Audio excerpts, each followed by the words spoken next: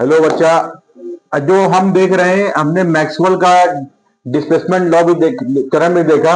तो उन्होंने बताया था कि एम्पेयर सेकेंडरी लॉ में क्या होगा, वहां पे जो क्लोज पाथ में जो करंट होता है वो due to change in electric field होता है, और या तो फिर फ्री चार्ज कैरियर की वजह से जो करंट फ्लो होता है उसको वहां से मैग्नेटिक फील्ड जनरेट होती है, या तो फ्री चार्ज कैरियर की वजह से मैग्नेटिक फील्ड जनरेट होती है, या तो फिर चेंज ऑफ इलेक्ट्रिक फील्ड की वजह से मैग्नेटिक फील्ड जनरेट होती है।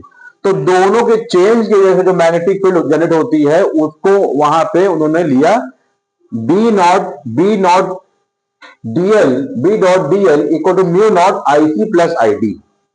ये उन्होंने मैक्सवेल ने एम्पियर्स लॉ को करेक्ट किया और बताया कि ये यहां पे D dot D L mu naught I C plus ID है।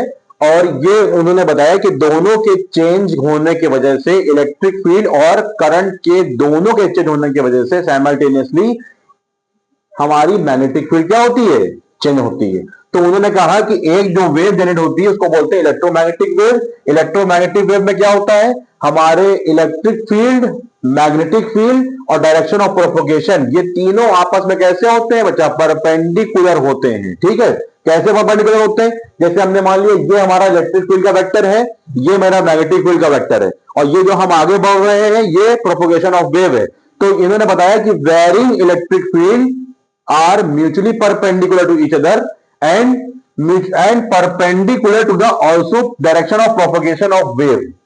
Direction of propagation of wave के परपेंडिकुलर होगा, और जो इलेक्ट्रोमैग्नेटिक वेव चलेगी वो कैसे चलेगी बच्चा, ऐसे चलेगी।